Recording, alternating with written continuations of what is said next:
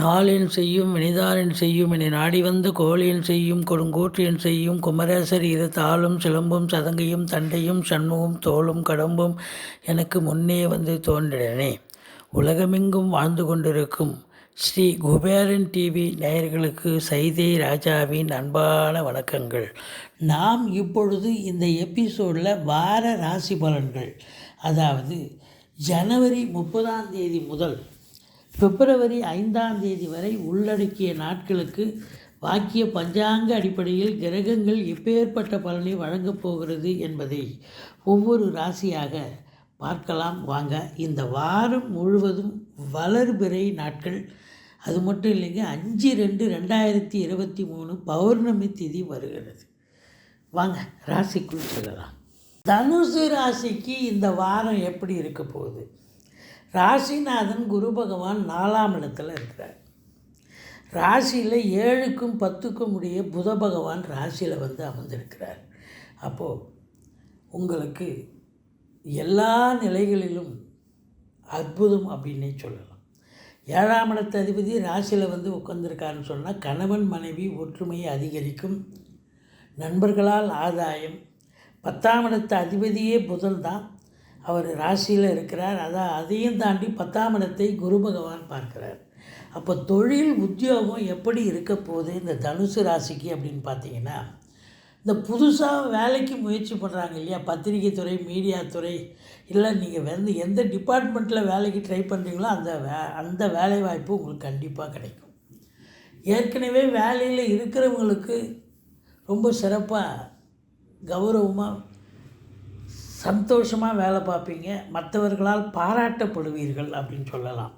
எப்போவுமே 10ஆம் இடத்தை குரு பார்த்தா பட்டங்கள் பதவிகள் தேடி வரும். அப்போ இது நாள் வரைக்கும் உங்களுக்கு ப்ரொமோஷன் கிடைக்காமல் இருக்கிறவங்களுக்கு பேனலில் வந்து ப்ரொமோஷன் கிடைக்கும். அதாவது சம்பள உயர்வு, பதவி உயர்வு கிடைக்கக்கூடிய ஒரு அமைப்பு இருக்குங்க. இதையும் தாண்டி உங்களுக்கு சொந்த தொழில் பண்ணுறவங்க வங்கிகளின் மூலம் கடனுதவி பெற்று தொழிலை விரிவாக்கம் செய்து நல்ல லாபத்தை ஈட்டக்கூடிய ஒரு அற்புதமான ஒரு வாரம் என்று சொன்னால் மிகையாக.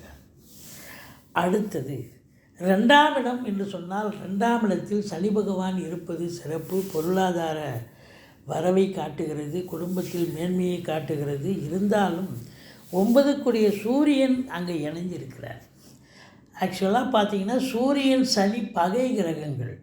ஆதலால் தந்தைக்கு ஏதாவது தேக ஆரோக்கியம் பாதிக்கப்படலாம், அவருடைய தொழில் முடக்கப்படலாம், இல்லை தொழில் நலிந்து போகக்கூடிய அமைப்பு இருக்கலாம். சமூகத்தில் அவருக்கே பேரு புகழ் மங்கக்கூடிய அமைப்பு இருக்குது. மற்றபடி பார்க்கும் பொழுது நீங்கள் பேசுவதில் கூட கொஞ்சம் எச்சரிக்கையாகத்தான் பேசணும். அரசியல்வாதிகள் கூட இந்த வாரம் கொஞ்சம் எச்சரிக்கையாகத்தான் இருக்கணும். உங்களுக்கு ஆகாதம் எதாவது போட்டு கொடுத்து ஒன்று கிடக்க ஒன்று ஆகும். அதனால் விழிப்புணர்ச்சியோடு இருங்க, மேலிடத்தில் எச்சரிக்கையாக இருந்து கொள்ளுங்கள். மற்றபடி பணம் வரவுங்கிறது ரொம்ப அமக்கலமாக இருக்கும் இந்த ராசி அன்பர்களுக்கு. ஆனால் கொடுக்கல் வாங்கல் மட்டும் வச்சுக்காதீங்க. ஒன்வே டிராஃபிக் மாதிரி கொடுத்தீங்கன்னா வசூலாகாது. அதனால் நீங்கள் பெரும்பாலும் ஃபினான்ஷியல் ரீதியாக கொடுக்கல் வாங்கல் வேண்டாம். 3ஆம் இடத்தில் சுக்கிர பகவான் இருப்பது என்பது வீட்டுக்கு தேவையான, பிள்ளைகளுக்கு தேவையான கம்ப்யூட்டர், லேப்டாப், ஆடைகள், ஆபரணங்கள், பெண்களாக இருப்பின் நகை, தங்க நகை, வைரம், வெள்ளி பாத்திரங்கள் வாங்கக்கூடிய ஒரு அமைப்பு இருக்குங்க. மற்றபடி 3ஆம் இடம் சுக்கிரன் இருப்பது கலைத்துறையில் பணியாற்றக்கூடியவர்கள், அவங்களுக்கெல்லாம் யோகமான ஒரு காலகட்டம். அதாவது வாய்ப்புகள் வந்து கதவை தட்டும், நல்ல சம்பாத்தியம் கிட்டும் அப்படின்னு சொல்லலாம். 4ஆம் இடத்தில் குரு பகவான் இருக்கிறார். தாய் வழி சொந்தங்களால் உங்களுக்கு ஆதரவாக இருப்பார்கள். அதே நேரத்தில் வண்டி வாகனங்களால் சவாரிகள் கிடைச்சி நல்ல சம்பாத்தியத்தை பெறுவீர்கள். படிக்கும் பிள்ளைகள் நல்லா படிப்பாங்க. 5ஆம் இடத்துல ராகு இருக்கிறது, மேஷ ராகு, மேடான ராகு.